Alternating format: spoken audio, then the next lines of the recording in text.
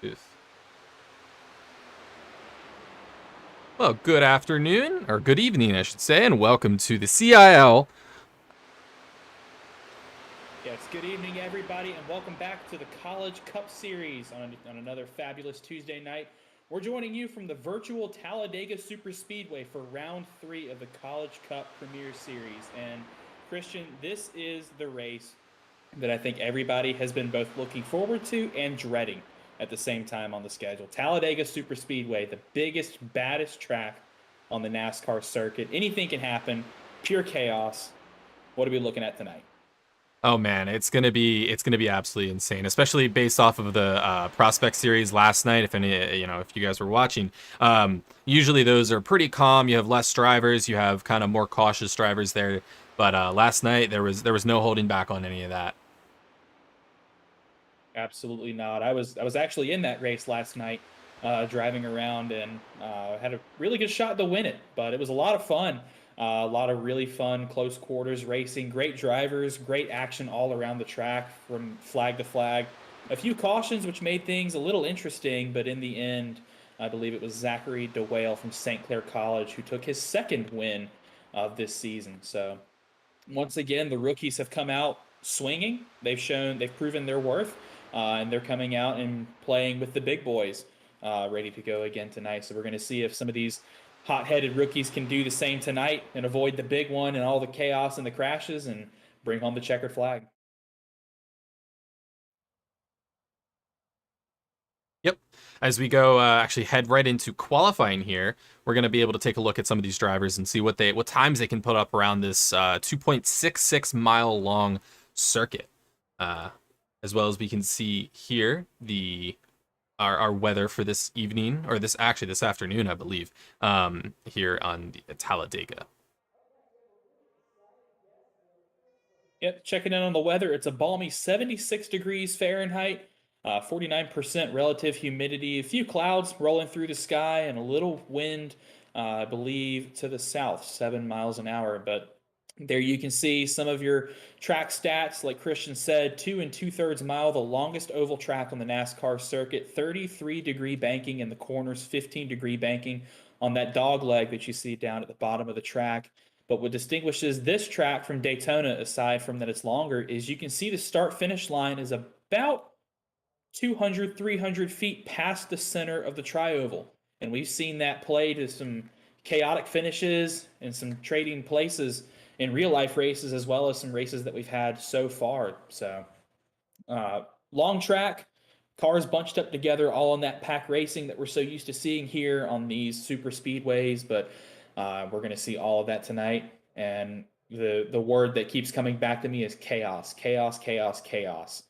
I think the drivers who are going to be the most successful tonight are going to be the ones who keep their noses clean, literally, out of the wall and out of the bumpers of the cars around them. Um, Bump drafting, you can bump draft in these cars, although it does take some skill with these new next gen curved front and rear bumpers. Makes it very hard to bump in the corners like you used to be able to in the Gen 6 and the Gen 5s. But um, the drivers who are going to do well are going to be the ones who keep it clean and are going to be the ones who are still in it at the end of the race. Yeah, it's going to be definitely a difficult one for these drivers, to be able to kind of miss that. Hopefully, they're, hopefully not, but miss that big one there in the race. And it's going to take a lot of skill, a lot of time, and especially if any of these drivers have, as they were mentioning last night, if any of these drivers have real stewards available, or not stewards, excuse me, if any of these drivers have real spotters available, not just crew chief, but someone to actually watch their race and everything, it's going to be a massive advantage for them, as we saw last night. It was really helping out, and it helped out our winner from last night as well, Zachary Dewell. Yeah, the major advantage to having like a real life spotter, so somebody who's actually talking in your ear, is they're not going to be able to only tell you up, car high, car low, clear. They're going to be able to tell you where the momentum is, which lines are the longest, which ones have the most cars in them, which lanes if you're out front, which lane you need to block. There's a run coming high. There's a line train forming on the low side. They're going to be able to relay all those things to you. And we saw all of our top three drivers last night from the Prospect Series race They all had real life spotters. Yeah, yeah, and that's really going to help. Watching qualifying, I'm not actually seeing anyone go out, but There's a couple of cars out on track, but I think they're all on their out laps right now. hmm. So they're leaving it pretty late. Oh, so this is a mistake of mine. I registered as a driver, so I'm actually unable to see them qualifying. I forgot Oh, that's iRacing doesn't let you unfortunate. to watch other people qualify. So again, that's my fault for not being able to watch qualifying. I can throw up the timing tower and hopefully be able to see that there. Let's go to switch to that. Yeah, as we can Yep, see I'm the looking timing at. tower right there. Apologies about that on my end. It's okay. We still love you. I'm glad. Well, there you see right now, provisional pole time of 53.626. Austin DeLong in the number 22 out of Penn Tech. We saw DeLong start second last night in the Prospect Series race, so he clearly knows what he's doing in super speedway qualifying, followed by the 95 of Jacob Cummings, 53.68. And then Jared Kaler, our defending champion, who has two runner-up finishes this season already, 53.70, getting into this 53.707 for two drivers for provisional P4, P5. That's Ryan Lusich and Matt Nordberg. Andrew Williams right now P6 with a 714. Gagnon with a 716. Daniel Hunter 721. Zach DeWale, last night's winner, 723 and P9. And the last of our top 10, Colin Kolpa in the 006 with a 53 731. So the the key to super speedway qualifying is really understanding how the car behaves on the track. So we give the drivers here in the CIL 3 laps to set their fastest qualifying time, which is how they'll grid, instead of two as they get in real life. So a lot of drivers will take the time on their out lap to go a little, not maybe full 100%, maybe backing the car down a little bit, trying to get some heat really built up in the tires and trying to scrub as little speed as possible, taking that second lap to get up to speed to go as fast as they can. And then the third lap is the money lap where they will make it count. Try and go as fast as possible around the track. I'm watching the qualifying runs. Drivers sticking to the low line right now, so they're taking that shortest way possible around the track. Yeah, Nick there's Stockner, wow, jumped to P2.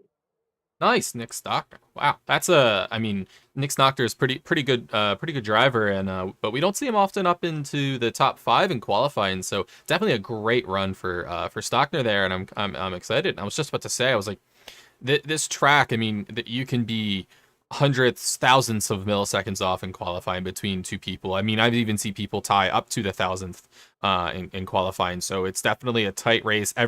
Literally every inch counts when you're turning that wheel. And it's incredible to see the precision of some of these drivers that they need to have to be able to kind of get that top time in qualifying. Well, I'm looking at our timing pylon right now. Our leader is clear of the field by 5 hundredths of a second right now. Still about 3 minutes and change left to go.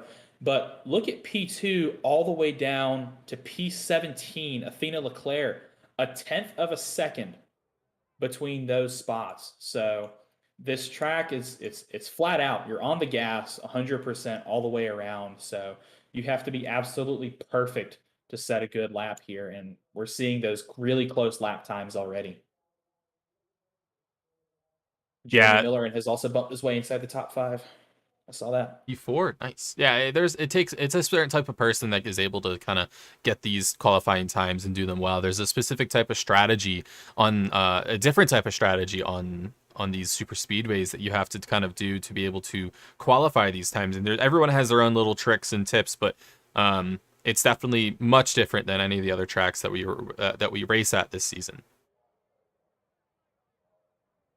Oh, What definitely. This one's all about mechanics, whereas all the other ones, you could argue that it's mostly about speed, but this one is really who knows their car the best. Yeah, I would love to kind of ask you to take us through a lap to someone, but as we're unable to, kind of, can you? And you said you drove last night. Can you kind of give us a kind of a talk through of what kind of goes through your mind? What do you do? How do you prepare on right before the lap and during the lap? Kind of what is your qualifying process with Talladega? So it's kind of like I said before. It's all about building up heat in the tires. Thinking about to what I was doing last night, I took my first lap very slow relative to full speed, just to try and get as much time as possible to build heat in the tires. And then when I crossed that start finish line for the first time, then it was full throttle rest of the way, and then it's full focus to try and hug the bottom of the trace to try and hug the bottom of the racetrack as much as you can to make that distance from start to finish as little as possible, so you get the fastest time. Um, but it's the most stressful out of all the qualifyings that you could do at any track, because one little mistake will cost you 5 or 6 positions, even if you're running like a couple of inches higher off that bottom yellow line that you see there.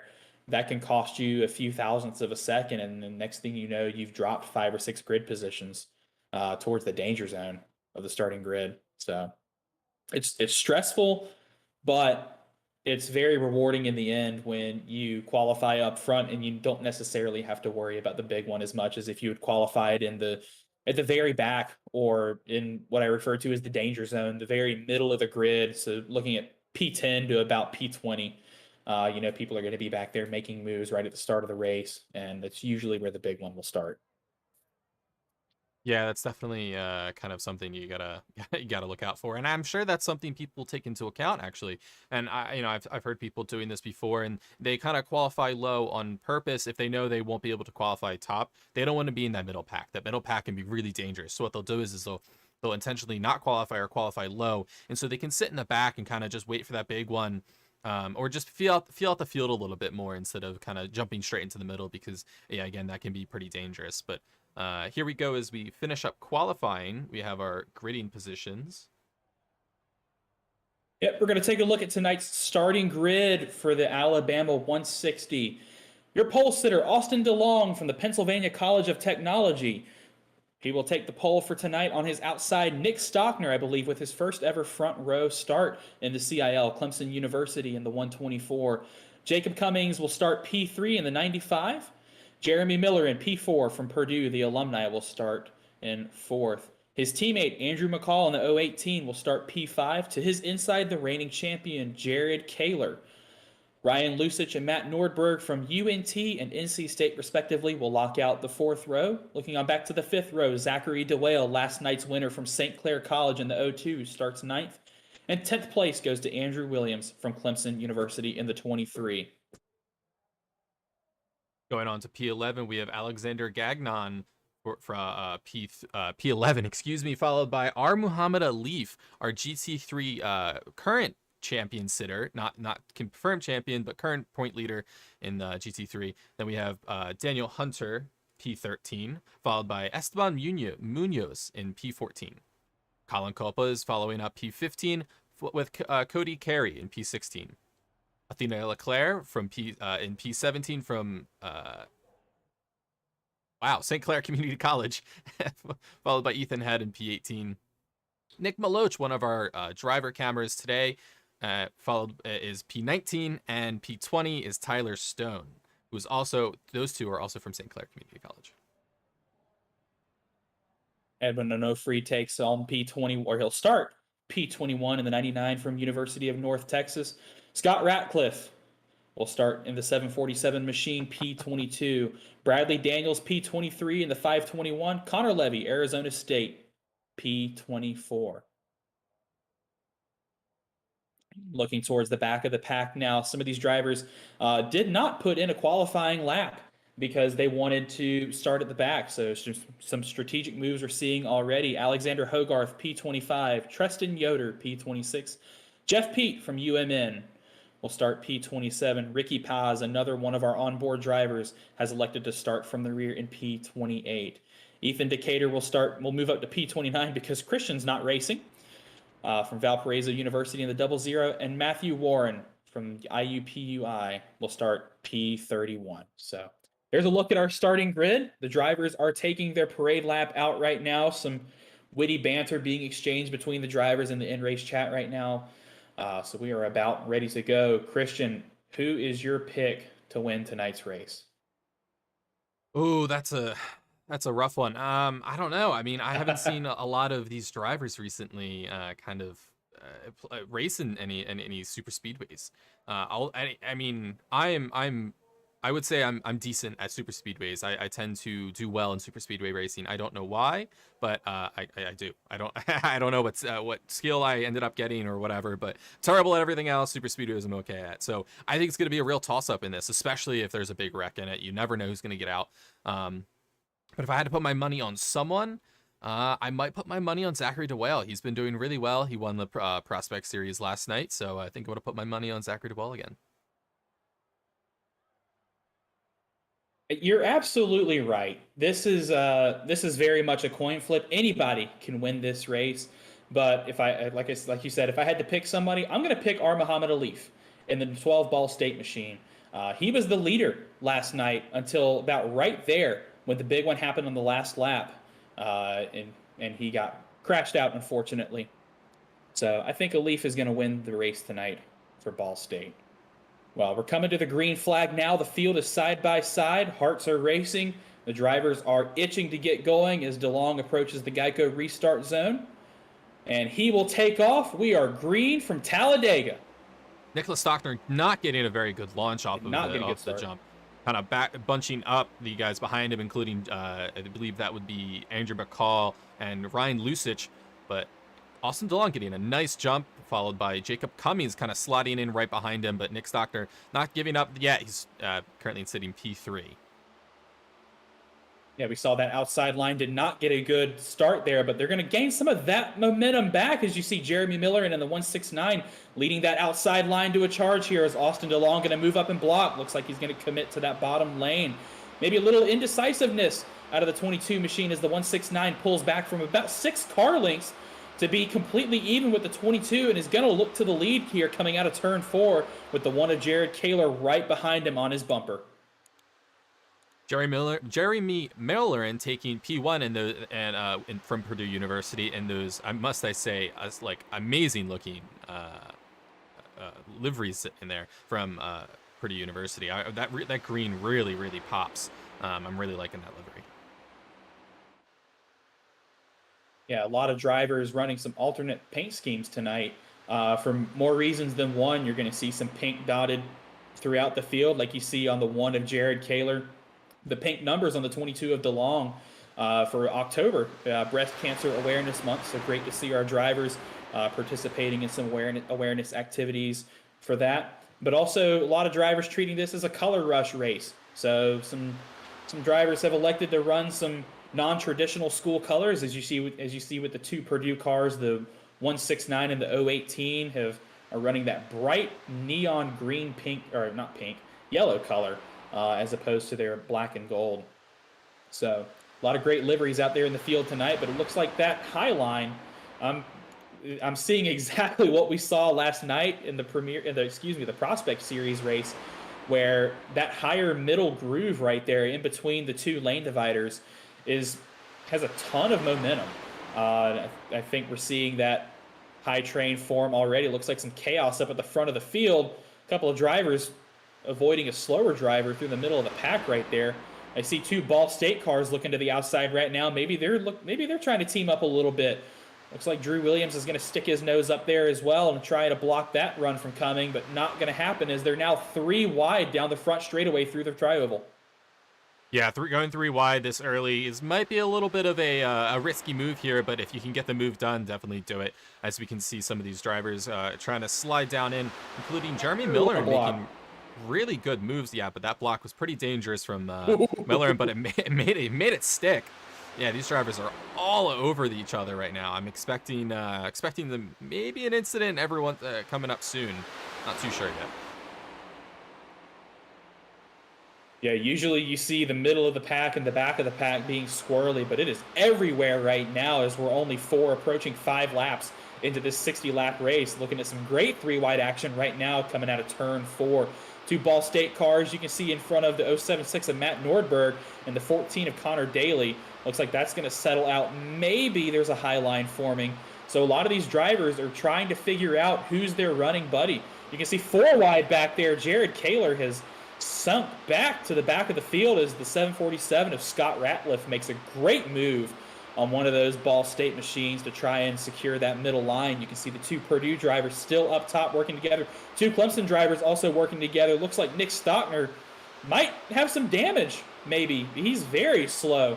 Those 2 drivers lost about 4 or 5 grid positions just through turns 1 and 2 right now, right there. As it looks like the momentum has now shifted to this bottom line with the 22 and the 95 out front. Yeah, I've been kind of watching this timing tower for a bit, and we have definitely some interesting running going on tonight. Matt Nordberg has been jumping all around inside this, but you also have 2 interesting people kind of further down the pack.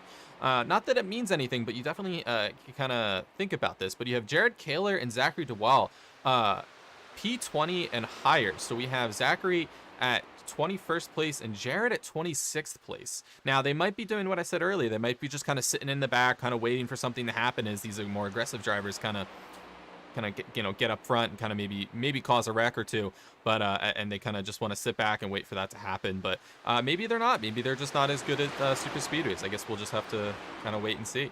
It's kind of interesting to see that. And you mentioned dropping towards the back last time by on that scoring pylon. I saw Jared Kaler running in the low 20s.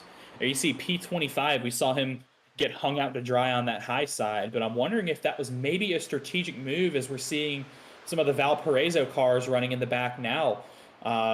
So already some of these guys up front saw all that chaos in these first 5 laps, and they said, oh, to hell with that.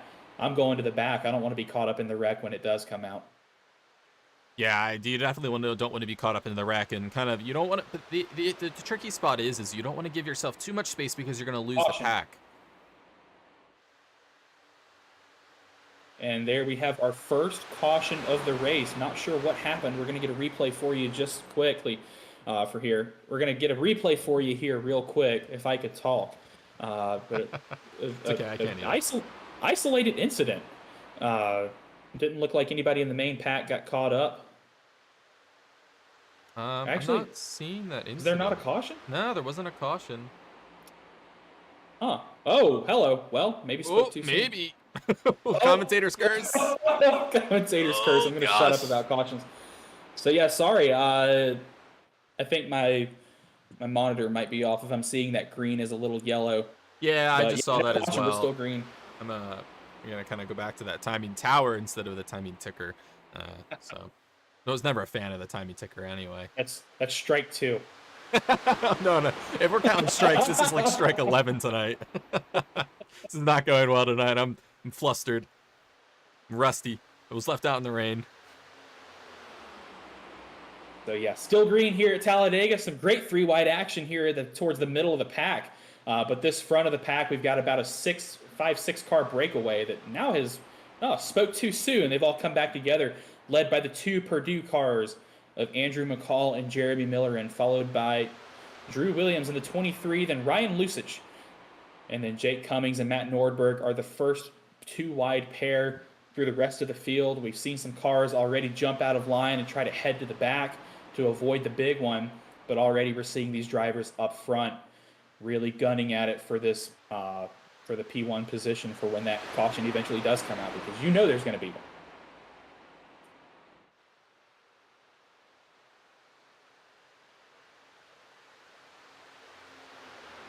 Yeah, the 2 Purdue drivers being up front is definitely a pretty strong position for them to be in. They're able to kind of block and put their cars in specific positions. So Purdue's definitely looking forward to some pretty good points for tonight if they're able to hold this together. But you can see as they're sticking to the middle line. As we heard, I was talking to some of the drivers earlier, and I was saying that they were saying the middle line might be maybe more powerful than that center line. That low line, excuse me. What are your thoughts on that, Zach, as you drove this last night? Well, you're absolutely right. We saw that last night. I was, especially me and a couple of other drivers, we were really trying to make that bottom line work, but that middle line just has so much momentum. They're able to carry so much more speed in and out of the corners just because it's a little bit longer and they don't necessarily have to steer as much. We're seeing that happen already, coming up on 11 laps into the race. So first four cars, single file, and then it's chaos behind them. And I think we're gonna maybe see the field try to stack up single file, uh, hopefully, because this is very much a race where you have to count your cards. You don't want to show your hand too early. You want to this is very much a race where you want to get into the front position. As there you see the 23 of Williams sneaking under the 169 of Miller and going to try and block that bottom line, relegating that middle line to the top. Williams now has control of the middle line, but here comes Matt Nordberg on the inside. Going to go around the 23, the 95, and the 22 in tow. But the Ball State machine up top, I believe that is our Leaf. That is a Leaf, leading to 747 of Scott Ratliff. We are 3 wide for the third position right now, crossing the stripe. Lap traffic coming into play now. Yeah, we have Athena Leclerc, who's number 61, coming in right from St. Clair College, who might have had a. I think they had a maybe they jumped to the pits. Look I'm out! not really Look sure out. what happened there, but yeah, it definitely caused some stress for these other drivers who are probably going a good 20 miles an hour faster than Athena Leclerc at the moment. But they're definitely going to be able to jump back into the pack as we have. Oh, do we have an incident? We're gonna have a yellow. Oh, yeah, we have a yellow. There it is. Oh, two interesting drivers were involved. Nicholas Stockner and Zachary DeWale. That's not good for my bets. As we'll get a replay of this shortly. That's unbiased. After all that chaos had settled, I saw the top line going 197 miles an hour down the backstretch there. So it looks like we had Looks like 49 of Daniel Hunter kind of push the 8 of Ethan Head a bit, and then so they actually got into an incident. so it was 2 incidents right there. Oh, I only got okay, interesting. I was only reported on. Edwin. Whoa, Edwin! The 99 of Edwin Onofre, barely missing the 124 of Stockner right there as the O2 came down and collected him as collateral from that contact between it was the 49 and the 8. Am I right? Yeah, I believe it was the 49 and the oh, Whoa! just to Hello. add on to pain on injury. Jeez. Whew. I don't think I said that saying right, but still. Yeah, that was rough. Race control has deemed this a racing incident, and I think that's exactly what we saw. It was just 2 drivers got together, not able to. You can't have you can't have 2 cars in the same piece of real estate, and that's exactly what we saw there. And that's just the kind of racing and the kind of incident that Talladega produces. Yeah, as we see quite a few drivers coming down the pits, including Andrew Williams, who was our P3 sitter at the time of the incident, I believe. Let's see. Let's watch a pits. See what they're gonna do. Are they gonna just take some fuel? Are they gonna take any tires? I doubt they would take any tires, so I'm assuming they're just gonna take some fuel and they're gonna dip off. Yep, as Andrew Williams only takes fuel, as I assume most of these drivers would do. I don't understand. I wouldn't understand if anyone took tires. We've only run for what is it, 14 laps. Their tires are perfectly fine. And really. you can make the whole race on one set of tires. Yeah. But the biggest thing is fuel. You have about 35 laps of fuel in the car. So the the one stop window has not opened. So I think these drivers that just pitted are really banking on another late race caution to come out, which this is Talladega. Let's be honest. It's probably going to happen. But these Yeah. drivers that pitted now to top off their tanks will have to stop again. Yeah, I can see them being able to have another free pit stop, as most of these people do. I am interested in seeing that they kind of took that early, and so I mean, based on what happened last night, they'll definitely be able to make a closer call with their fuel in terms of the pits. But I would have waited. I don't think I would have went in right now for fuel if I was racing. Yeah, no, you're right. I'm not too sure about that call. That was a little too early. at least for me to feel comfortable about the rest of the race, because you're in no better of a position than anybody else on the track, because everybody still has to come in for at least one splash and go of fuel to get to the end of the race. Yeah, so I'm not really I'm not really sure I would have kind of come in. I mean, granted, we are quarter way through the race, but you could definitely make it closer to halfway. But I'm not sure if any of these drivers really wanted to. I mean, it's taking a risk. So the yellows right now. You can definitely go and take it, but um, it's a risk. So it's the decision. But yeah. Well, as we're here in the inner caution, let's see if we can quickly pull in a driver for a quick. I was about to pull in Jake Cummings. Yeah, go ahead. Uh, yeah, Jake Cummings. This is Christian and Zach up in the booth. How you doing, man? You got us? Hey man, I got you. Well, you're running P5 right now.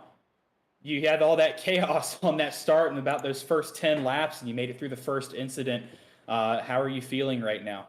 What was all that I'm like? feeling, yeah, I'm feeling all right. I mean, obviously it's my only one I'm going to be doing this season. Don't have any of the other ovals, and I'm honestly really busy, but I'm feeling pretty good. I felt really good about my qualifying lap to start P3, and yeah, I thought maybe DeLong wasn't appreciating the pushes I was giving him, but we got up to the front eventually and held it there for a while, and then it kind of got a little discombobulated for a minute.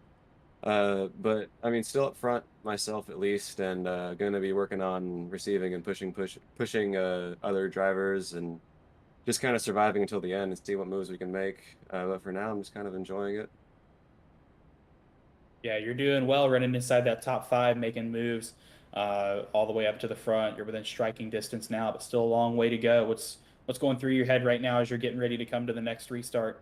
Oh, I just hope that the green flag doesn't go all the way until we need to pit. Otherwise, I would have wished I did pit. But no, we'd expect another caution within the next 15 laps, hopefully, and then we can all get pit road and make it to the end from there. And hopefully it's not too complicated, but we're just gonna have to see and hopefully stay safe until then. All righty, man. Well, thanks for joining us. Good luck out there, and we'll hope to see some more of you out on the track. Thank you. So already you're hearing that pit strategy come into mind. He said he wished he'd pitted right there out of that P5 position, gritting up on the third row for this restart, but still always thinking about those tires. Yeah, tires they make a bit of a difference, I'd say, in much longer races, but with this only being a 60 lap race, it's Or not. excuse me, fuel. Sorry. Oh yeah, I was gonna say I'm Strike not one. really sure, but I guess I can talk about tires if you want. So used Yeah, to pitting for tires and not fuel. It's different. actually, my car runs on rubber. I don't actually use fuel. It's all reversed. I use a solidified fuel for my tires, and I actually burn rubber as my fuel. As we're Well, here here we about to go. take the restart in the Geico zone, as Andrew McCall doesn't get that great of a start than we saw on the start on the green flag, but definitely pretty good one. Oh, Jeremy Miller and making a very, Ooh, very rough move. you waited too late to make that move stick. If I was Matt Nordberg, I would. I mean, that's a Code Brown moment, and Ooh. I might be pissed. Especially if he hit me, but I might call. I don't know. That was rough. Well, I was looking at Jeremy Miller and right there at that top line. He wanted to make the move down behind his teammate, Andrew McCall, but he bailed out and then he made the move again and cut the nose off of the 076. And you saw the 076 forced below the double yellow line, but was able to reestablish himself back on the track. So a close incident right there, or about to be an incident on the restart right there. Thankfully, that didn't turn into something else. Is now looking at our positioning right now. Our Leaf has made his way up into the third position. The Ball State machine right behind the two Purdue cars, the 747 of Scott Ratliff. We saw some moves out of him last night in the Prospect Series race, and then two wide behind them for at least a couple positions to the back of the field. Yeah, if I'm a steward and watching this race, I'm definitely going to take note of what happened between Miller and Nordberg. But I don't know if anything will come of it, but I'll definitely take note. But continuing on, as we have our only driver currently down a lap is Athena Leclerc. Shockingly, I'm shocked they didn't get a what do you call it, a lucky dog fly around. So I'm not sure. Maybe they were involved in it somehow, so they didn't get it. But I believe they were 2 laps down when the caution came out. okay. Yeah, because you're going to lose about a lap and a half to pit cycle under green, and then just the fact that they didn't have the draft got lapped again by the lead pack by the lead pack cars coming back around. So I think they were 2 laps down when the caution came out, but Hmm. was able to get one of them back, and you're going to see another caution. So Athena will find themselves back on the lead lap at some point. Nobody's out of it yet. Yeah, as they're still sticking to the back of the pack a bit, not really kind of fighting their way up, just trying to sit, I guess, wait for that lucky dog. Not really trying to get into any mess or of any sorts, but kind of just sitting there. It's definitely something I would do if I was kind of towards the back, or a lap under or something like that. I wouldn't really be trying to make any kind of messy moves, or else I might piss off some other drivers. Yeah, and there you see a whole bunch of pink machines together. I think those are some Valpo cars that are working together. Or no, that's 3 different schools that are all running pink that That's have so dropped cool. to the back. I I kind of believe like that's that. the nine of Munoz, the one of Kaler, and I believe I can't tell who that third one is on the bottom there, but that is a Valpo machine running at the back. As there you see, kind of looking up towards the front of the field now, 3 wide for 6, 7 positions. All the way up to the leader is now Jeremy Miller and has fallen back into the clutches of a Leaf. The 747 up high in front of the 23 looks like Ratliff got into the wall a little bit. Now that both of those top lines are going to lose out on a ton of momentum as now the bottom line comes surging towards the front, which is going to put Alexander Gagnon in the lead, the 71, first time he's been up front all race. Jake Cummings in the 95, now running P2. We just talked with him under caution. Cody Carey, a Ball State machine in the 26 P3 right now. Oh, trouble! We got a wreck. Oh, is it disabled? Nope. Purdue unit. Oh, who is that? Oh! Andrew McCall. We're going to see a caution? We should see a caution for that. No caution? They No have to throw a caution. caution. Oh, there we go. There it is. Oh, Okay. wow. Jeez. I think our biggest All right. loser in this wreck is going to be Andrew McCall, as we got to see part of him. He hit the. I don't know. I got to watch that again, but I know he hit that inside wall at real force. Let's see if I can find this. It's going to be a rough I know one. he smacked the outside pretty good and collected a couple cars when he came back down the track. Here we go. Let's see what happened here. Let's see if I can get maybe a little tighter review. Oops, sorry.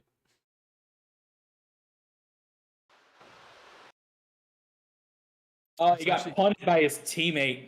Oh, no. Takes out 2 other drivers spinning around. Is the 23 of, I guess, is that Andrew Williams? Is Andrew Williams locking up. He's just barely going to miss him.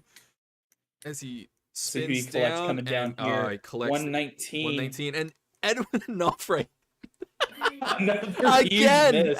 Again. Oh, wow. He's using all of his luck tonight. Edwin, go buy a lottery ticket. Yeah, really.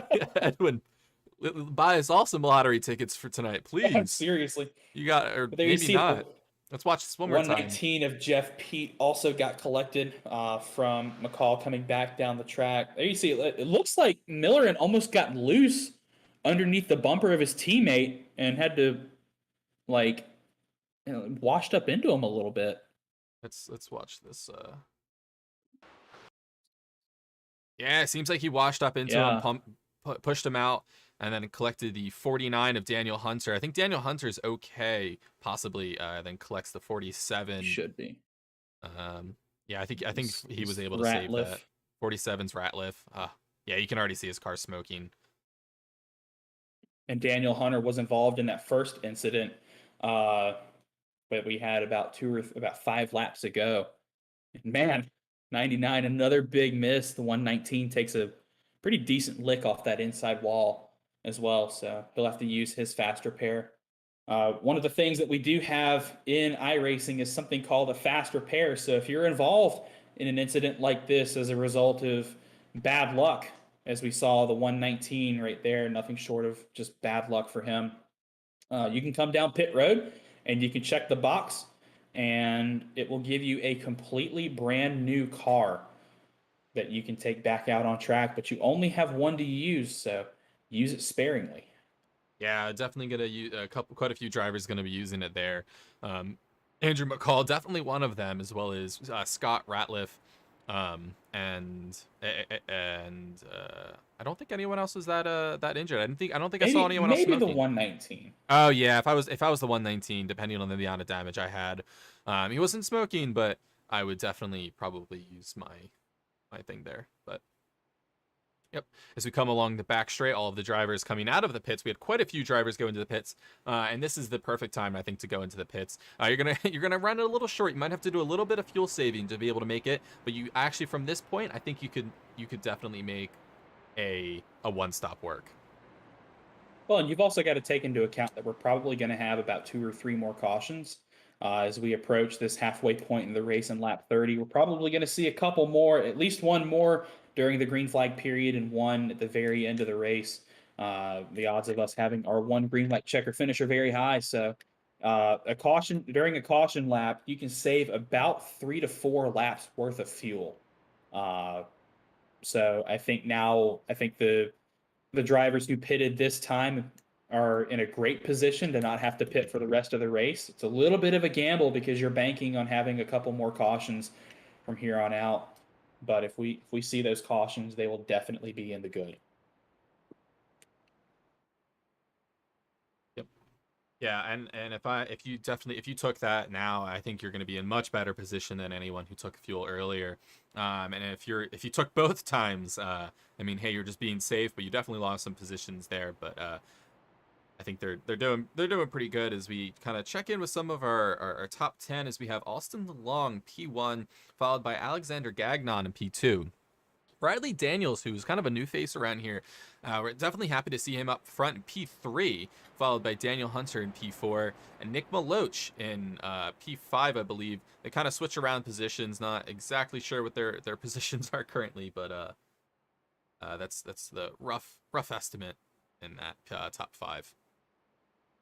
This is why I love super speedway racing is because some of these guys that you don't necessarily see uh, running towards the front at other tracks, you'll see them have their moment to shine. So Gagnon, Maloch, Daniels, Decatur, Stockner, Culpa, you don't see those guys regularly up towards the front running in the top 5 or the top 10, but they've played their cards right. They've been able to keep their noses clean, and now they're able to put a big run together, hopefully to the end.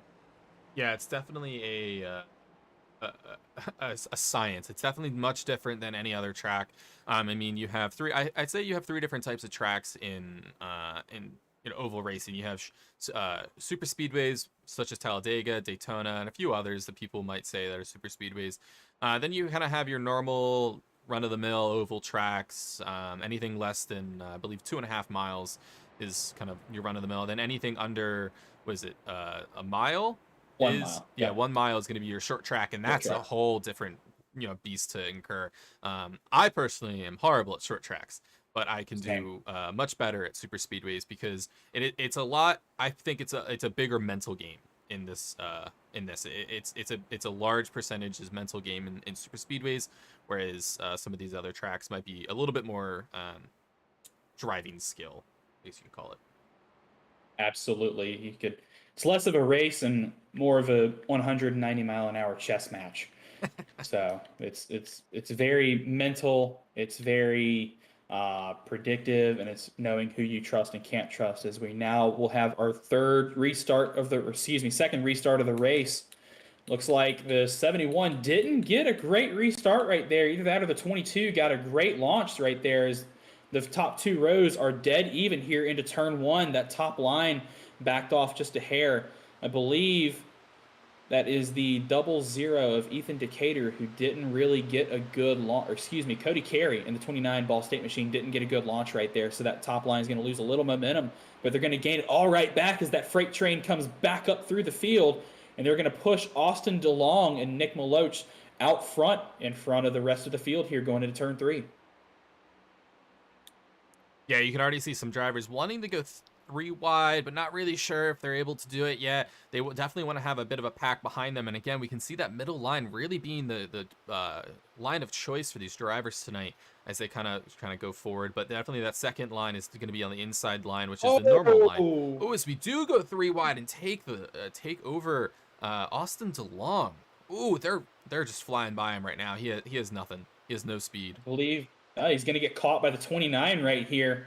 98 is just driving all over the place right now. He was all over the back bumper of the 22 coming out of turn 4 right there. Almost turned him a couple of times, as I think the double O 06 of Colin Culpa has taken note of that and is going to drop to the back of the field. He doesn't want any part of this. But the 22 has reestablished himself as the 98 comes down and makes the block on the low line for the in front of the 71 of Gagnon. That was a big block right there to take that momentum away. But here comes that top line again with the momentum. This is a great shot all the way from up here on top of the racetrack. It shows you exactly what's going on. As it looks like that middle line has lost out on a little bit of its momentum, but look for that to come back as they're now entering turn 1. Yeah, it's one of my favorite things about Talladega, Daytona, and any of these large tracks is these camera angles are absolutely astonishing. They show just how fast I think some of these drivers are really pushing these cars, but it's nothing like in person. If you definitely have the chance to go watch a race, super speedway race, or just an oval race in general in person, I definitely recommend it. It's an amazing thing to do. I have a firm belief that everybody should go to at least one NASCAR race before they die. But bring your protection. That's all I'm gonna say. Oh yeah. These cars are extremely loud, and they've only gotten, honestly, I think they've gotten quieter through the years, but they're still astronomically loud as they kind of just barrel through the kind of rev limiting out, especially these newer cars. I'd say not as much as they added this 5th gear, the sequential kind of system, but Move down low. definitely 20, great race to watch. 22 is going to get hung out to dry right there again. Is it the 20? Oh, we got a wreck. Stockner got turned. Big crash. Back straightaway. Caution. Oh, look at that. They are still wrecking. Man. I'd consider that the big one. Maybe. That was definitely the big one. That was so far, that was the big one. I mean, that was pretty rough. There's at least, I'm going to put 5-6 drivers involved in that, maybe. You can see 3 back there. Closer to 10. Maybe. I don't know. Let's get it. Let's see if we can get a replay of what happened. I think I saw the 124 of Stockner get turned. Let's see what happened here. So this is the yellow flag. Let's look at I think Jacob Cummings was involved in this, because we already could see one of the drivers a bit sideways. So let's kind of back up here. Oh, Huh. The 124 of, is that? That's Stockner. Stockner just kind of came down on him. I don't know if he just didn't know. I think he got loose. Did he get loose? I think so. Collected the 521. The 12 was involved. The 95 of Jake Cummings, too. The 20, the 00. Oh, look at. A lot of really good cars torn up in that spinning. wreck, man. Definitely, it doesn't hit the wall as hard as I thought he did. It's definitely that back wheel, though. Yeah, his back wheel is just completely gone. Seems like he still has maybe some power in this car. But yeah, his back suspension's completely destroyed. If he's already used his it's not even spinning. If he already used his fast repair, he's out of this race. I don't think he has, so maybe not. That was how he was able to stay up at the front. But so I think he's still all right. But I think a couple of other drivers that we're going to see using their fast repair, maybe the 12 of Leaf, I think the 14 of Levy, the 20 of Hogarth took a pretty good lick right there too against the outside wall, as well as that pink 00. Excuse me, that pink 00 of Ethan Decatur from Valparaiso. So a lot of really good cars towards the middle of the pack right there involved in that big one. Yep. As I'm going to look towards the pits, see if anyone's kind of going in the pits. And no one's in the pits. I think quite a few people were in the pits. I must have missed them. But as we just see the lonely Jacob Cummings sitting in there, and I'm gonna think he's out for this race. Yeah, that would be unfortunate if he is. Great run there, working inside the top 5 there a few laps ago, but got caught up in the big one, unfortunately. But such is the way that things go here at Talladega. You don't necessarily have to be the one who punts or gets punted, but the collateral is just so huge at this track. You can run a perfect race and still be the collateral of somebody else's incident. Yeah, it's definitely a rough one to kind of be in because you never know what's going to happen. You can't protect yourself completely. I mean, there's only so much you can do within this with trying to protect yourself in these races. You can only do so much. So let's take a quick chat with Nick Maloch from St. Clair College. See if we can get him pulled in here. Nick Maloch, you copy? Yes, I do. Well, coming off of that caution, I think we considered that the big one. How have you been racing, and how was that wreck? Were you anywhere close to that? About 2 cautions ago, my teammate wrecked right in front of me. Yeah, that one was pretty close, but no, up front, I think it was a little bit farther back that it wrecked, but I'm a little bit bad of a pusher, so going on the last restart there, I just kind of moved the guy out of the way and took the lead, but apparently I can't hold the line straight, so I slid back into line, and I think I'm just gonna hold my spot for the next 30 laps. Well, coming to this restart, you're going to be starting a couple of rows behind your teammate, Tyler Stone. So, are you guys going to try and maybe focus on working together, or are you just trying to run your race right now with the end in mind? If we can lock up, get together early on in this run, then that's good, and we can run.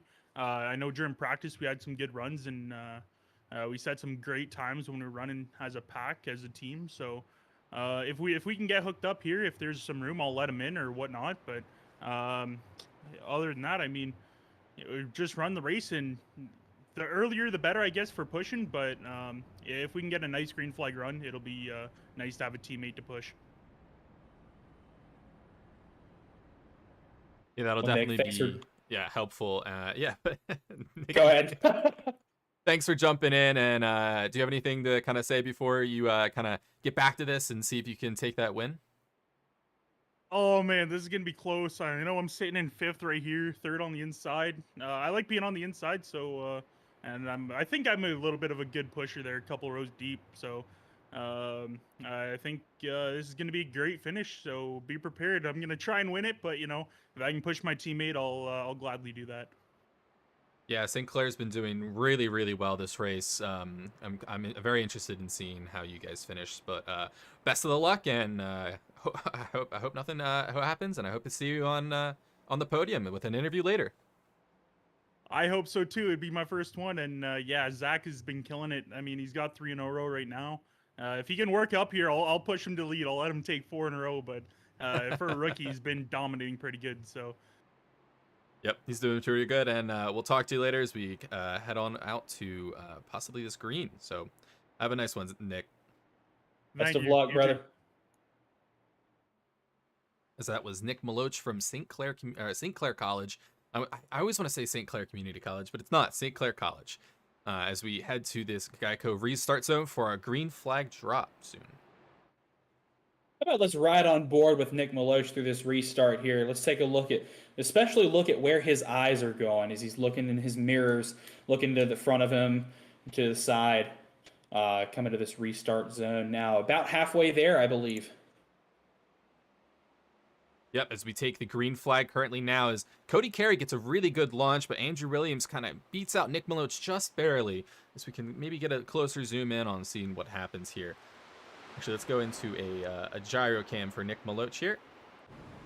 A ride literally on board with him, as there you see that 33 degrees of banking, extremely steep here at Talladega. Going to get right, I believe he is right on the bumper of his teammate. Yeah, that is Tyler Stone right in front of him. So they were able to get linked up in that middle line, but that bottom line you can see down there just has so much momentum as now the 23 has gotten by.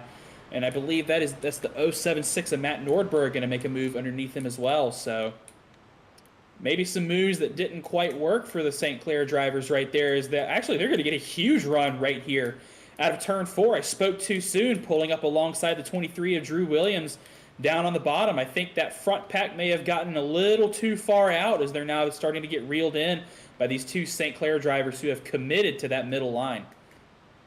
Yeah, as you can see, as you mentioned before, this just extreme angle is just absolutely crazy. And I mean, not for the drivers that here for these sim drivers, but for the actual drivers who are in NASCAR, that is just an absolute insane amount of G forces that is being pushed upon your body, and they can only it takes real strength to be able to run a long race with these crazy bankings. And it takes a lot of mental strength too for our sim racers who are racing tonight, because they've got to you're just past halfway. You got to recognize that there is still a lot of racing to go. So you're going to want to make these moves. Maybe stick your car in places where it shouldn't be, for it being, now we're approaching, what is it, 28 laps to go that time by. So the fatigue is starting to set in. You're gonna have to stay resilient here through these next 27 laps. Yeah, it's definitely rough as can be more difficult as a sim racer, because you don't really have a lot of this feedback that some of these cars give you. A lot of these cars, you're just kind of basing everything off of the steering wheel, maybe a bit of your pedals, or if you're lucky enough, you'll maybe have a motion rig. But most of these guys are just running just kind of these their wheel with some force feedback and no feedback really from their pedals. So it's definitely really difficult to kind of get a grasp of exactly what the car is doing. 33 laps in the book here in the Alabama 160 from round 3 of the Collegiate iRacing League. If you've just joined us, you've missed a barnstormer so far, but the best is yet to come. Cody Carey from Ball State is your leader right now, followed closely by the Robert Madison machine of Treston Yoder. Austin DeLong in third place in the 22. Matt Nordberg in the 076 P4 right now. And then I believe we got a few more cars single file behind them. Warren, Lusage, and Onofre, who's had some insane near misses tonight. And then it's all too wide through the rest of the field behind them.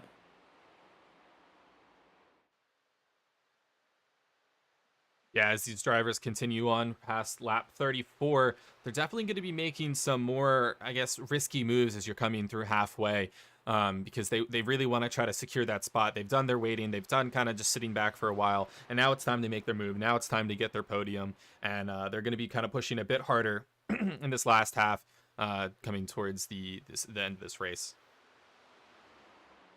We saw the 09 of Esteban Munoz bail out of that top line coming across the stripe that time by. I know Drew Williams just got on the radios asking Esteban if, what are you doing, man? I was going to push you. And Munoz said, nah, I'm fine.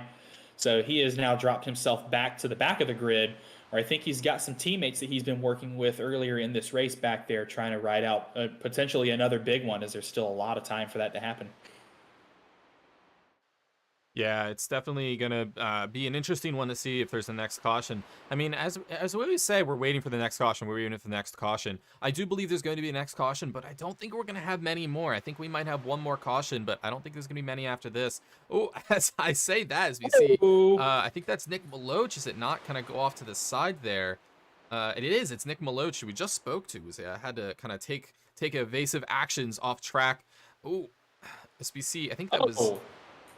Scott Ratliff kind of pushed Scott up. Ratliff just doored somebody. Yeah, he said, hey, get out of my way. This is my line. This is my race.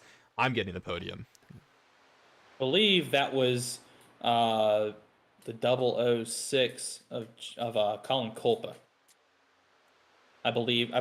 Don't count me on that, but I think that's who it was. There's a lot of red cars in the field. Yeah, there's a lot. Yeah, maybe a little miscommunication from Scott's spotter right there. Didn't realize that he was out of real estate, that there was a car on the high side, couldn't make that move. It's a little bobble right there, as you see the 12 of a Leaf is now, I believe that's Tyler Stone is going to bail out. Last time by, and right out of that corner, you saw his teammate Nick Maloch, who we were just talking to under that caution. He got loose and had to correct down on the apron, drop to the back of the pack. So maybe some team orders or some good teamwork right there of telling the 33, hey, get back here where where you know your friends are. There you see the 9 as well. Looks like everybody's caught up with the pack right there. The 124 of Stockner, the 8 of Head. The couple Valpo cars bringing up the rear of the field right there with the UMN machine, the 119 of Jeff Pete. So these guys are really trying to ride this out. They're waiting for that big one to happen so a couple more cars can get taken out and they can drive their way up through the field. But for them being this far back from the field, they're solid 2-3 seconds back from this main pack, and you're approaching 20 laps to go. I think now's the time that you really need to start making some moves to try to work your way back up to this pack. That is, if you're banking on not seeing a caution.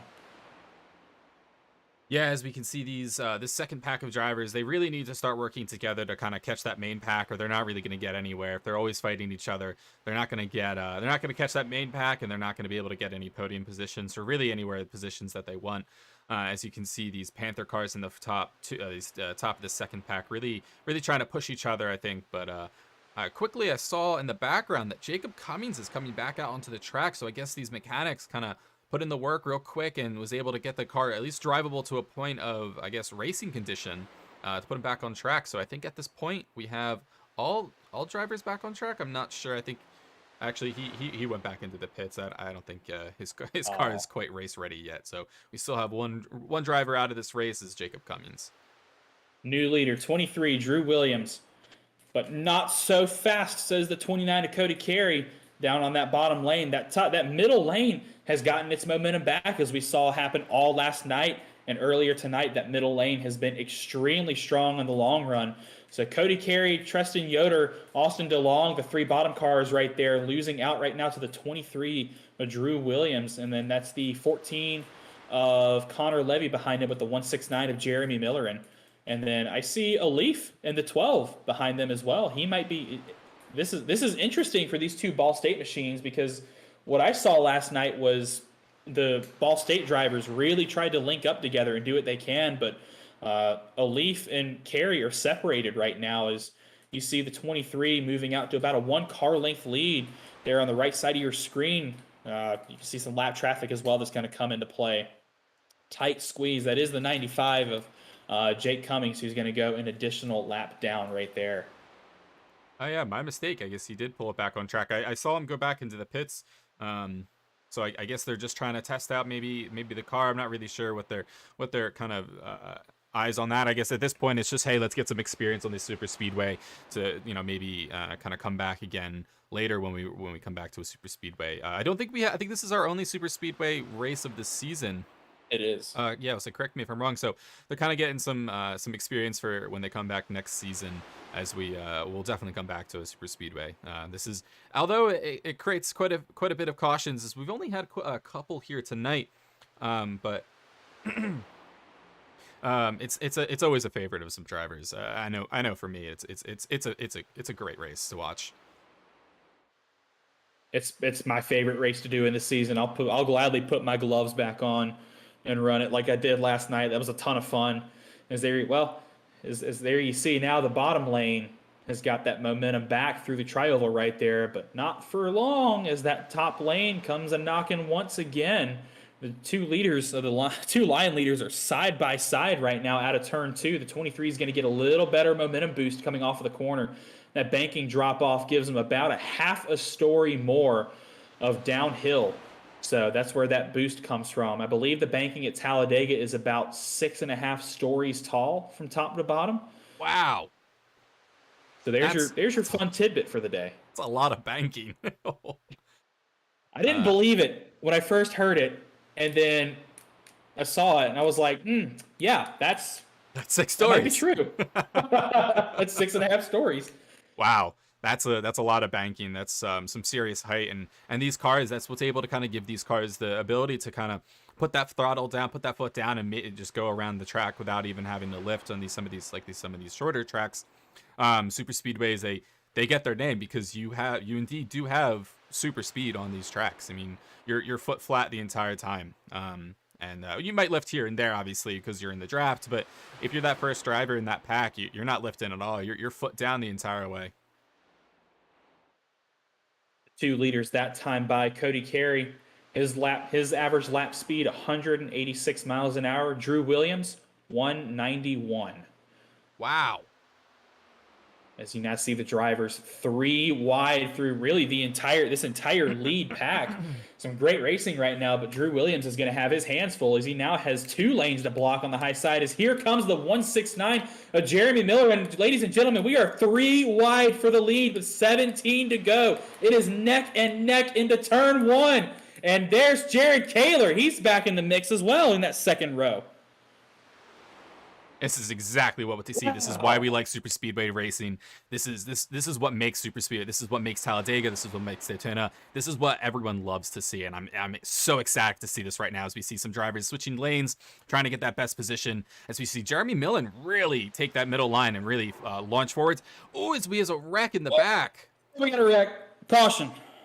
It's gonna be Ethan Head got collected up.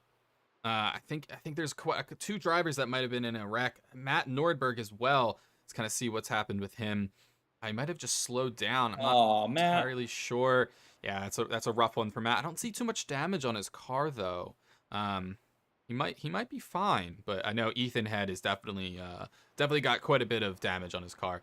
I think Matt Nordberg is just gonna kind of come in, check for a quick bit, and kind of head on back out. But let's get a replay of what just happened.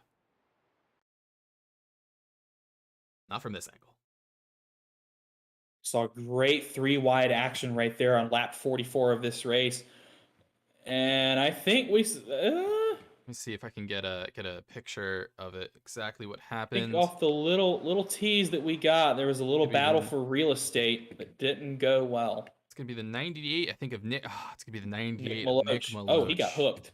Yeah. So let's watch this. Oh, did the 8 get in the wall? Yeah, I think the 8 might have gotten the wall. Yeah, you can see him loose. And net coded the 98.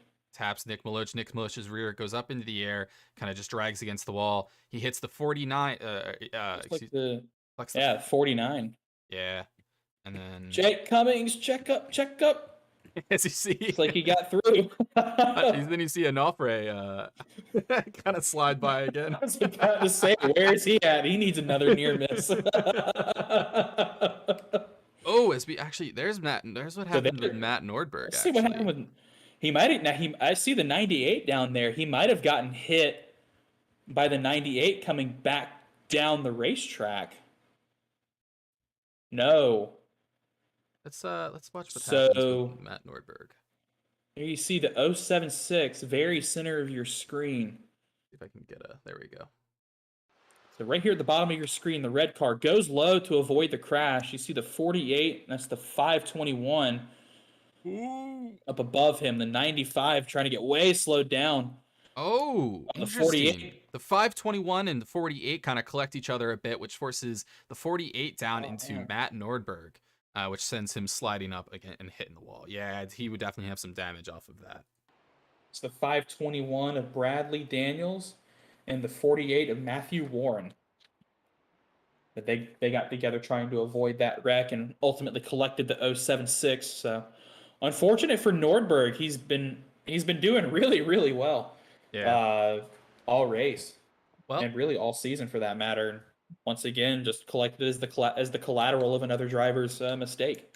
Let's talk to someone who had a great view of that incident. Ricky Paz was kind of sitting back there when that all happened. See if I can get him up here into the booth. Ricky, you got a copy? Yes, sir. Yes, sir. All right. Well, that incident just happened, and I think you had an amazing view of what that incident occurred. And you want to kind of give us a little rundown of what you saw? It was an interesting incident. A classic 3 wide, on lap 45 incident. The mid pack's been a little crazy all day, and we've been struggling just to hold the line.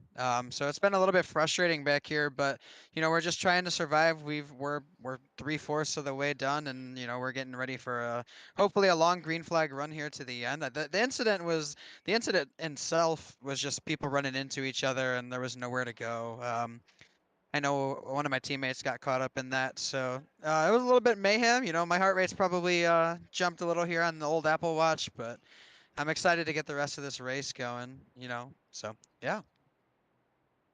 You got a really nice setup in there. Is that like an esports room that y'all have? Yeah. So, hi, this is our esports, our brand new esports lab.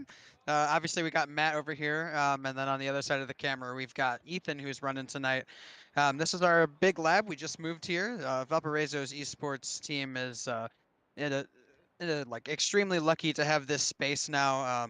With both of a lot of our teams that are competing in other organizations are winning championships and things like that. So we're taking that excellence formula that they're teaching their teams, and we're bringing it to our iRacing team, and we're hoping for a good finish tonight. You know, it's been fun, and I'm excited to finish here. So yeah, thanks for having me on, guys. Yeah, and we appreciate that you kind of jumped in or were willing to do this. We always love to hear from these drivers and stuff. So, real quick, how do you think this rest of the race is going to go for you and your team? You know, I'm hoping that we have a race similar to last night. I was actually spotting and crew chiefing last night, and we had a couple of our guys in the top 10 with about 9 to go. So I think that's our go time. We'll see. We're a little bit outside of that. I feel we'll have another caution or two. And then these last 5 laps are going to be a don't miss type of race. So making sure that all of our viewers stay engaged, and hopefully we have a good, nice, clean, good race at the front. Yeah, and well, thank you, Ricky, for kind of joining us up here, and good luck. And I hope to see you. I hope to be able to talk to you later in an interview if you if you take a podium. So Yeah, that'd be nice. I hope so. Yeah, I don't need no commentators curse. Y'all give me some commentators luck. Shut up! Shut up! don't even mention it. Don't even mention it. All right, All right. Ricky, have a good race. Adios, guys. You heard him mention that was a space that Valparaiso University had given them. A lot of universities' esports programs are picking up iRacing as one of their sports. I know Clemson has done it, St. Clair has done it, Valparaiso has done it. I know Ball State has built a heck of a program over this summer. So it's very much becoming an esport on the collegiate scene. So if you're watching and you're thinking, I should get into this, yes, you should get into this and go talk to your school while you're at it. Because agree. you too could be sitting in a really, really nice room like that. If you guys have any questions or concerns or anything about anything with CIL, feel free to join our Discord or message any one of us, and we'll be able to help you out there. But as we come to this restart zone, we're actually going to ride along with Ricky Paz on this restart, see what happens, see what their view is like on a restart, and how hectic this might be. In the restart zone right now, the 2 leaders are off. Looks like no one got a really, really big lead over the other. Ricky got a decent start, kind of being able to catch up to his teammate a little bit, but not wanting to kind of get really past him, kind of make any incidents or make any kind of risky moves with his teammate there. But at the corner of the eye, you can see him as he kind of flies past Edwin and Offray there, kind of following his teammate. That inside line's not kind of really helping it out, so I think that is Nick Stockner who's on that inside line. But there you can see the field sprawled out up in front of him, single file right now, as you can see out through Ricky's windshield right now. Among the leaders, I believe that was for about 6 or 7 cars. Maybe a nice train forming on the inside right here through the tri-oval. Oh, he's got to lift right quite here. a bit. What a backup right there. Woo! All right, we're gonna switch back to another camera so you can get a wider action of what's going on in this pack. But everyone there still bunched up a bit, which is pretty good. You don't want to really have any drivers kind of lost and losing the draft. It makes it less interesting. You definitely have 2 drivers who are really trying to fight for that draft maybe a little bit, but as you can see them fly by at such an immense speed. These drivers are all actually currently over 200 miles an hour. Not a single one under 100. That was their top speed. I was just like, wow, they're all over 200. That's insane. No, that's all their top speeds though, and that kind of goes to show you that every single driver is hitting over 200 miles an hour in this race, and it shows you the absolute immense speed that these drivers are racing at and having to play chess at. Well, look who has put himself back in the lead, the number 1 of Jared Kaler. And ain't that a surprise? Although I am actually surprised that it took him this long to get up to the lead. Oh, we got another wreck off of turn 2. Actually, as he hits Ricky Paz, and he is that Is that was Ricky Paz? he Please don't bounced let off that be of Ricky Ricky. Paz. No, he bounced off of Ricky Paz, but he kind of like corrected himself because of that. I gotta watch that again. It was Nick Maloch who kind of ended up in that situation. Who I think this is his second incident, so he's gonna have to deal with this damage, or he's gonna have to go a few laps down. We still have 11 to go, so he might be in a rough position. If he goes in pits. But let's see if we can take a glance at what happened. Specifically from watching Nick Maloch. That's already inside the action. Let's see if we can back it up just a hair. So I think it's the Oh, we can find out who this is. Austin DeLong, maybe?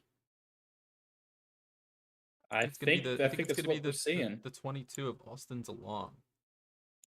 See if we can Race get control has deemed this a racing incident, so no penalties will be applied. Seeing the 29 of Cody Carey, the 33 of Tyler Stone, the 22 of Austin DeLong right there. Looks yeah, like the just gonna 29 got a little loose and just, oh man, 22 went bowling. yeah, it seemed like there was just a big checkup there. All the drivers were checking up, and it just wasn't close enough, wasn't fast enough. So definitely to be some there. And there goes Nick Maloch getting spun. And the 49 once again caught up in an incident. Look how he And just once again, the bounces. 99 sneaks his way through. Look Now how he just that bounces off of him like that. It's just like corrects him. is impressive. Ricky Paz actually stays off of the wall. That was Wow. that was a Great lot of driving. luck. Is there a leprechaun in this race or something? Like, I swear, some of these drivers are getting away with just insane luck. Wow. There's a little leprechaun dancing around Talladega tonight. Well, for some of these drivers, not all of them. For some of the most of the Edwin in drivers. the 98 or the 99 and the 98, yes. The 46, not so much. Just to see what kind of happened here with the 98 Edwin, because I want to watch it. I want to see what happens with Edwin here. Oh, did I not? Was I not able to catch that? No, I believe it's after the incident right there. Oh, it's gonna be after the I forgot. I had to back up it a little bit. Rewinding time a little bit here. There you see the green 99. Here's a great shot of what happened. Oh yeah, as he just sneaks it up, by up the middle. The think Red it's the Sea green? parted and he sneaks through. Do you think it's the green car? Do you think it's the color? Hey, he's got the lucky green. Yeah, he's got the lucky green. I mean, I don't know what North Texas has in terms of luck, but I think Ricky Paz has all of it tonight. I think that's his fourth incident that he's avoided tonight. Yeah. I'm jealous. You're jealous? I'm jealous of that man. I wish I could avoid incidents like that.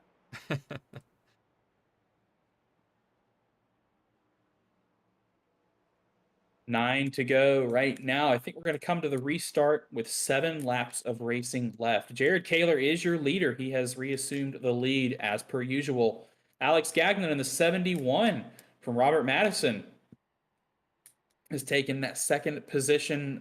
Ara Leaf in the 12 from Ball State, and Drew Williams in the 23 from Clemson University. Esteban Munoz in the 9, your top 5. Daniels, Millerin, Lusich, Levy, and Ratliff round out your top 10. Is Christian, it's crunch time now. The meat of the race is gone. You've made it to the end game, and this is where all of your big money moves are going to count the most. Yeah, so let's talk. Let's get a better kind of explanation from me, just kind of spouting some random stuff. Let's get a better explanation from Tyler Stone, or one of our other drivers, in-cam drivers here tonight. Tyler Stone, you got a copy here tonight? Indeed, I do, sir. How are you? Not bad. How are you? And how's your race going tonight? Seen you all over the track tonight. Up, down, back, forth. Yeah, it's been a rocky road. I've gotten here from winning a couple big accidents, but I was up at second and started 26. Now I'm back in 16th. That's a Dega race. That's for certain. Definitely is a Dega race. But you're part of I think one of our largest teams here on the CIL, St. Clair College. How's that team strategy playing out for you guys, and what kind of things do you do in terms of team strategy during these kind of races, especially super speedway races? So the idea was to link up. In practice, they were running pretty successfully in tandem and like 4 packs, but just the way that the race is shaking out, we have two sitting at the rear of the pack constantly. We have a few of us in the mid pack. It's really hard to implement that strategy like when it comes to race time. So at the moment, we're kind of just winging it and seeing what sticks. Tyler, best of luck to you and the rest of the race. Hopefully, you can get together with your teammates and make a pack to drive up to the front. We see you've got that really nice esports center as well.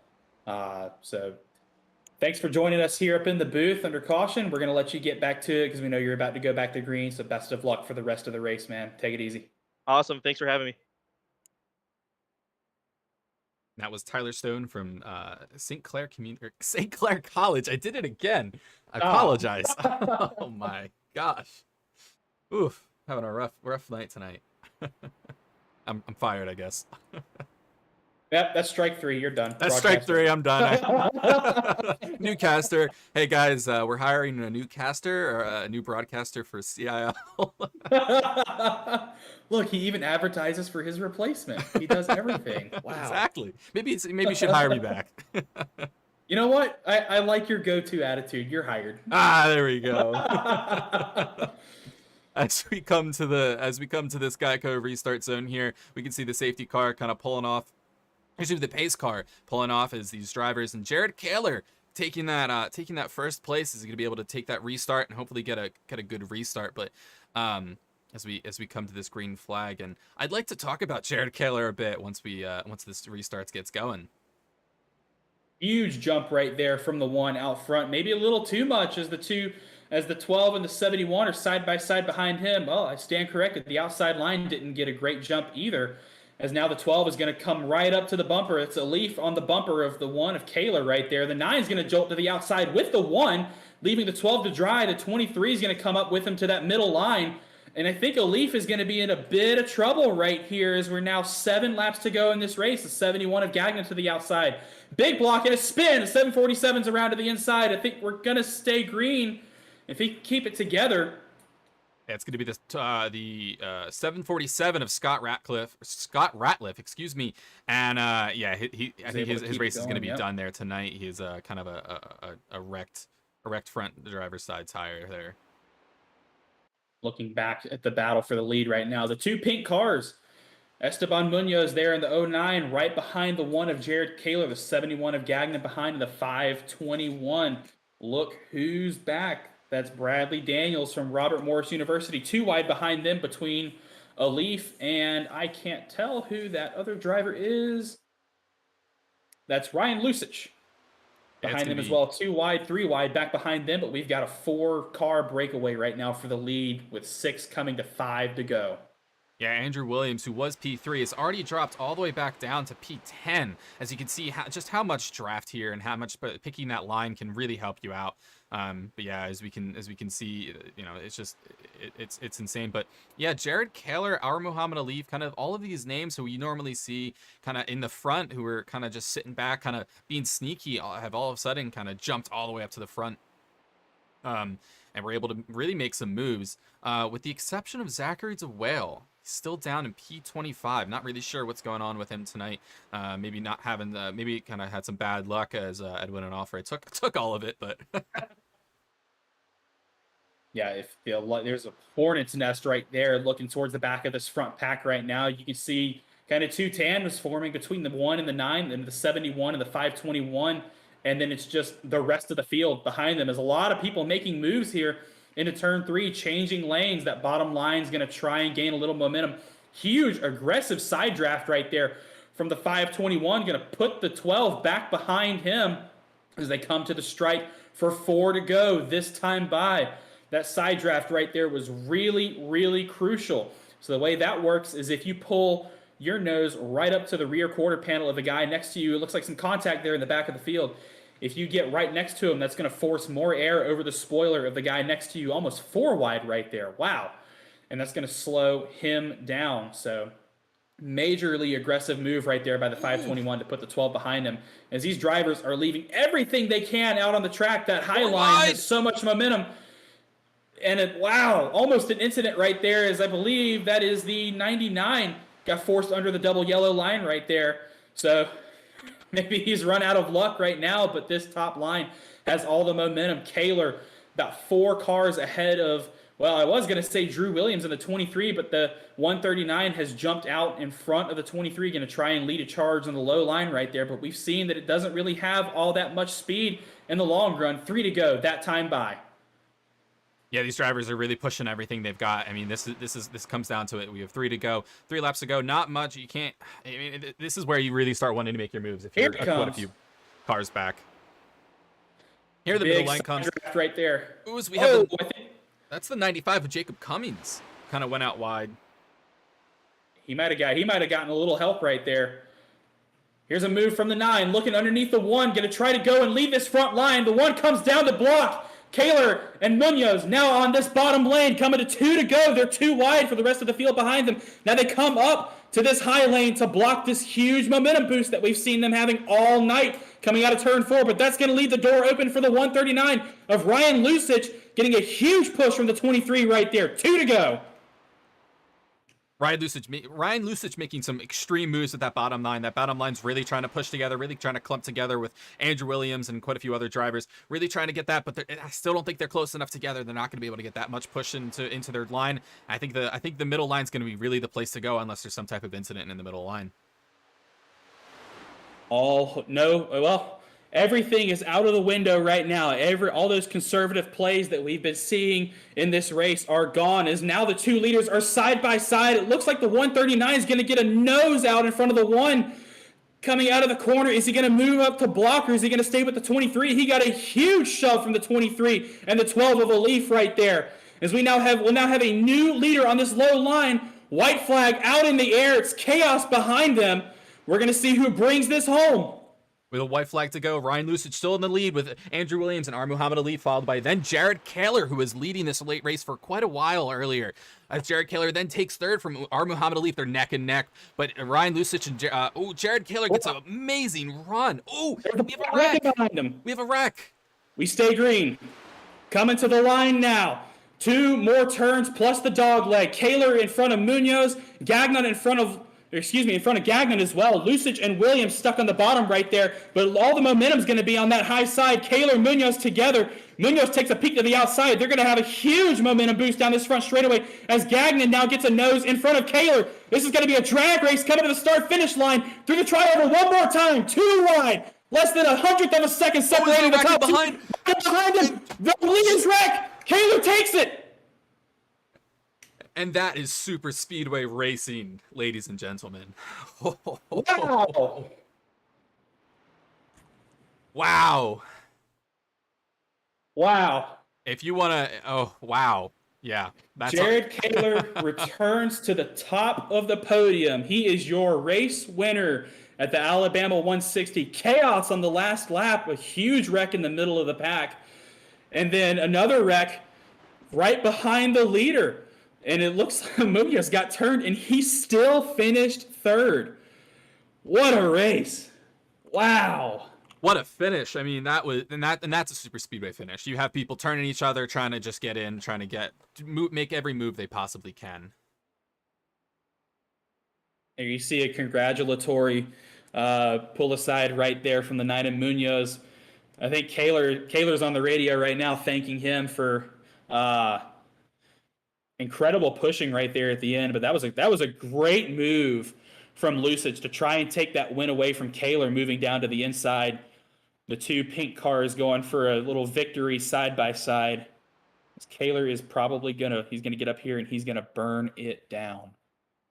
That was an insane finish. I mean, I was expecting some incidents, but I don't think I was expecting just how many people kind of got turned and stuff. And it really does come down to, who's behind you, who's next to you, and just being able to see if you can hold that line. But yeah, as we can see, Jared Kaler getting ready to just spin it out right across the checkered flag, the line there. So.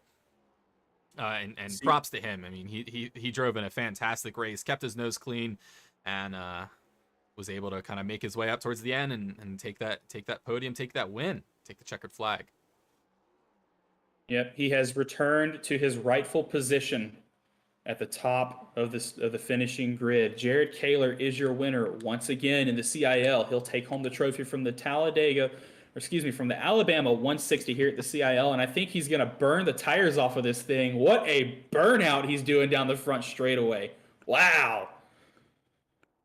Hey man, if I was him too, I'd be burning those tires to the ground. I'd be on rims. I'd be making sparks. I'd be making flames. I mean, that was an exceptional finish to the race. That was an exceptional drive from him, and I'm excited to be able to talk to him in a little bit for an interview there.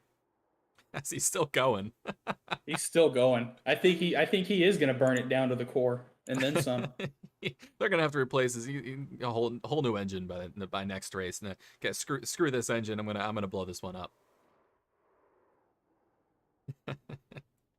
But let's take a quick look at some of those incidents as we saw right before the crash there. So we had an incident right after the let's see if we can get a replay of this. This is the one going to be on the back straight here with Austin DeLong.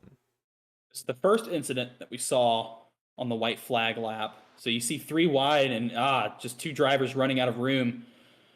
It's Jake Cummings in the 95, the 22 of Austin DeLong, collecting the 076 of Matt Nordberg, the 14 of Connor Levy. Nowhere to go, but it looks like he might have made it out all right. Ooh, yeah, he definitely really scraped by. They traded just a hair of paint there, but yeah, it looks like it was pretty isolated just between these 2 drivers, between Austin DeLong. And is that Matthew Nordberg? Yeah. Matthew Nordberg. Woo. Oh, his luck ran out. No, Edwin, it was going so well. No. Edwin's luck ran out. Oh, it was all going so well for him. Let's take another glance at that incident between. Oh, I did not want to go full speed. That was a rough wreck. That was a rough hit right there. It's kind of get a view from Edwin Onofre here. So this is the back of the pack racing for position right here. Yeah. And you can see the 99. Yeah, the 99 of the 006 tried getting lower, but just ran out of room. Smacks collected the 8 of Ethan Head and the 006 of I believe that's Colin Culpa, and the 124 of Stockner getting a piece of it as well. Yeah. And is he able to? I think he's able to keep it going. He's able to keep it going. He has a broken right passenger side suspension there, but right front passenger side suspension, excuse me. But yeah, he's able to keep it going. I guess he's able to kind of save what points he might have left. But yeah, his luck there ran out. And let's check up. Let's see if we can find this next incident right at the checkered flag here. Let's see if we can catch this. Yep, here we go. This is coming to the win. Drag race to the line. You can see the 9 right behind the 1. 139 of Lusich behind the 71. He's all over his bumper. Ooh, as the 521 smacks into the 12 and 23 of Andrew Williams. And they just kind of collect each other into a little triangle as they hit the 20. Oh man. Lusich turned the 71 or the 71. Looks like he came up to block the Lusich's car, and that didn't go over very well. Yeah. Yeah, 71. You see, I think that's Jeremy Miller just sliding out in the back. Miller going for a slide after the start-finish line. There's the 20 of oh, and they just miss each other. 20 of Alexander Hogarth, another St. Clair driver, going for a spin. Yeah. So, well, what did I say at the top of the show? Chaos, chaos, chaos. Yeah, I think we did. But again, yeah, that is definitely that. So let's hear from our E1 finisher. It's going to be Jared Kaler. Talk to the man who survived the chaos of tonight. Jared Kaler, congratulations. You finally won. You're back on top. How does it feel? Oh, man, it feels great. I mean, that was just that was a crazy race. Going from the back, because I went to the back pretty early on, and I just kind of stayed there till about 20 to go. and I was able to make that top line work and was able to get to the front, and then from there it was just kind of protecting the lead. But that was a blast. I've always hated Talladega and Daytona, but feels good to get a win. Yeah, it definitely feels good to get a win, and I'm happy. But were you did you know what was kind of happening behind you on that finish there? I mean, there was cars absolutely everywhere, just like it always is in super speedways. But you know, how what were your thoughts coming up to that? I mean, that line you had Ryan Lusich right next to you. You had all Alexander Gagnon. You had all these cars. You guys were really close together. What were you going through? What was your mindset in that race, that finishing of the race there? I knew just staying on the outside would be the best way to go.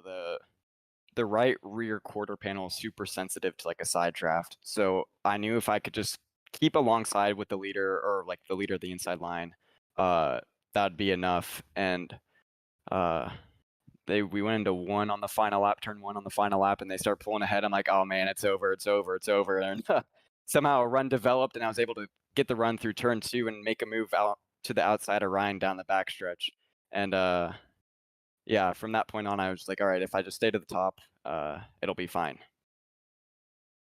Yeah, well, I mean, that was an amazing run there, and you had a great finish, great race. Had a quiet race to begin with, but yeah, definitely a good race, and I was glad to see you kind of back up on top there, kind of celebrating a win tonight. So on that, congratulations for tonight. And do you have anyone to kind of shout out, give thanks to, or anything like that? I want to give a shout out to Niner Esports and Esteban Munoz. He was helping me a lot of that race, and we were working together. So he did a good job pushing me, and of course we were running a special breast cancer awareness paint scheme as well. So bring awareness to that issue. So yeah.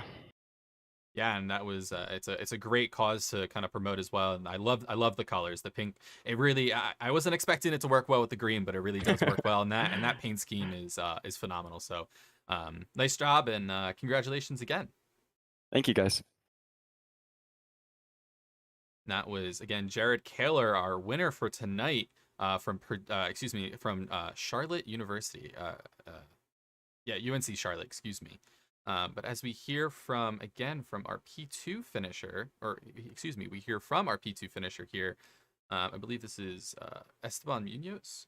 Am I correct? Nope, Ryan Lusich. P2. Excuse me. Yep. Ryan, you got a copy? Yeah, I got you. Ryan, what a insane race today. I mean, super speedway racing. No one ever knows what's gonna happen. I mean, it's a toss up every time. But kind of, I'm curious to hear what happened at that very end of the race there when we were coming to the that flag. I mean, you were sitting behind the 71 of Alexander Gagnon, and things got chaotic. What kind of went on there in your car? Yeah, absolutely. Somehow I ended up at fifth, coming to the last few laps, which was good. And I saw Andrew Williams had like a good run on the bottom, so I jumped in front of him, and he pushed me all the way to the front. We got clear at one point, and I tried to go up to the very top to block Kaler, but I gave him just enough room to get my outside. So tried to dive back to the bottom again. Then the 71 jumped in front of me, and then from there, I was really just trying to shove him as hard as I could and get a top three. Unfortunately, I hit him in the wrong spot coming to the end, and I ended up turning him. So apologies for that, but I think he still ended up fifth. So it was a lot of fun. Ryan, we saw you up and down all night, but you finally were able to bring it home P2. What would you say was the turning point for you in that race? Was it a certain incident? Was it just kind of coming to the end?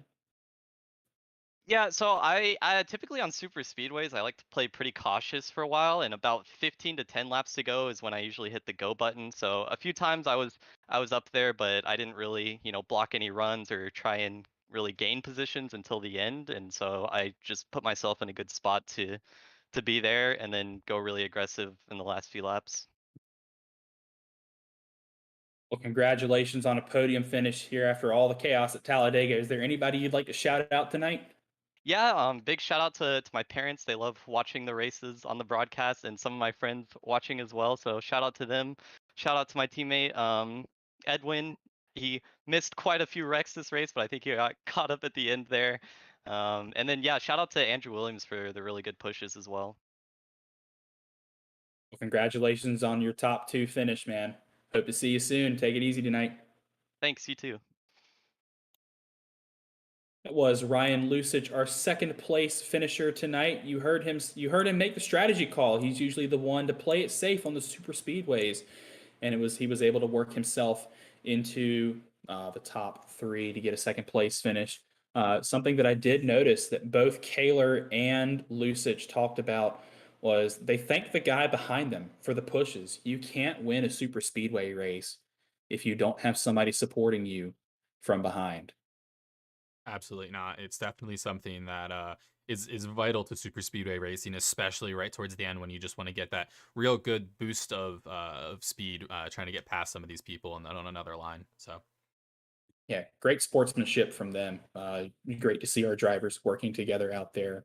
But moving on, let's talk to our third place finisher tonight, Esteban Munoz. Congratulations on the top 3 finish. It was going so well right there at the end. You were making a challenge for the lead, and then you got turned. Take us through those last few laps.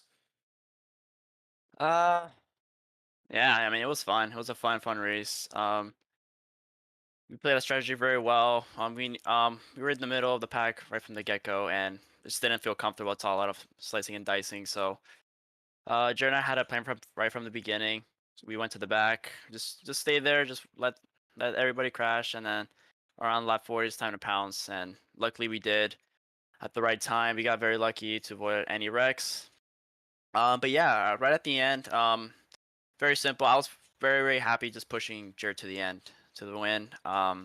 It got a bit scary there coming to the white. We saw Lusich and Williams get cleared of us, so I think that was kind of the race over. But luckily they stayed down there, and yeah, and on backstretch, Lusich decided to try to make the move, but Jared was having none of it. So I went with Jared, with him all race. And yeah, coming to the checkered, I knew I wasn't gonna win, so I was just gonna push Jared all the way to the end, just hopefully get a podium. And just by the smallest of margins, we just did.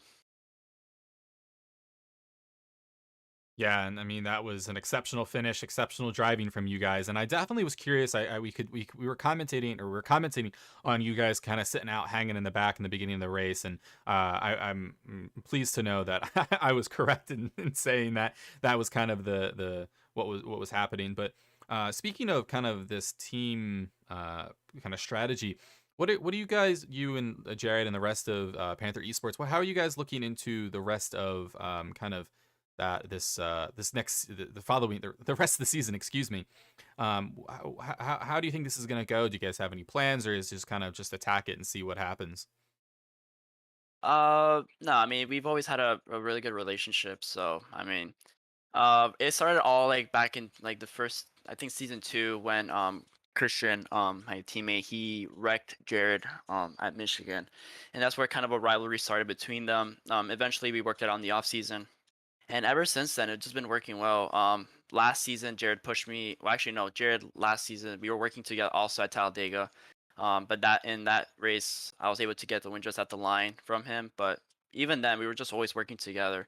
And honestly we're always talking to each other, always checking like, hey, what do you do here? Hey, what do you do here? And we knew circling into the season, we knew this race was gonna be special for us. We knew we were very strong together, working together. So yeah, it was just textbook. We knew from the like I said, from start of the race, it's getting dicey. So all right, just stay back, just wait for the mayhem to happen, and then around lap 4, it's time to go. And he was able. I don't know how he was able to do it. He was able to make a third lane on the top, and somehow it worked. It got us to the front, and the rest was history. But yeah, we've always had a really good relationship, and I think it will continue for a while. Yeah, and I mean, it definitely shows that relationship and just that team bonding in your guys' driving and that team strategy and how you guys kind of work off of each other. It definitely shows that, and it shows tonight off of your podiums. I mean, both of you. So yeah, it's some great driving for tonight, and congratulations. But do you guys have any? Do you have any shout outs or anything you'd like to give tonight? Yeah, I want to thank you guys for putting the show. Really cool. Just want to thank Jared also. He helped me out a lot today. Couldn't get a podium without him. Also want to thank FI and Panther Esports. We finally got another podium. I know it's been a tough season so far, but we finally got there. Well, again, congratulations and good luck for the rest of the season. And I hope to talk to you again. All right, thanks guys. Have a good one. Yep. Again, that was Esteban Munoz, the number 9 car from Panther Esports and FIU. So, Zach, this race, it was it was a crazy one. It was an exceptional one, and it was super speedway racing. So, what are your thoughts to combine these last 60 laps and 160 miles of that we just went through of here of this race? Well, I'm still trying to wrap my head around how incredible of a finish that was. Those last few laps, that two wide racing. I think looking for the rest of the season, some collateral of this race, some new friendships on track have been forged, some new bonds. Some drivers know that they can work well with others, and maybe some tensions and rivalries are starting to look forward to the end of the season. But last week when we interviewed Kaler, he had 2 consecutive P2 finishes to rookies, and very good rookies at that. Zachary DeWale out of St. Clair College took the win last week, and before him, I believe it was Connor Levy out of Arizona State. So we asked him, is what's going on? He says, it is what it is. I'll be back. And he called his shot and had an absolute walk-off win tonight. So great to see Kaler back on top of the podium once again. But you're right. What we saw was super speedway racing. It was hectic. It was chaotic. It was brilliant. It was beautiful. And I think a lot of guys really, really had fun out there.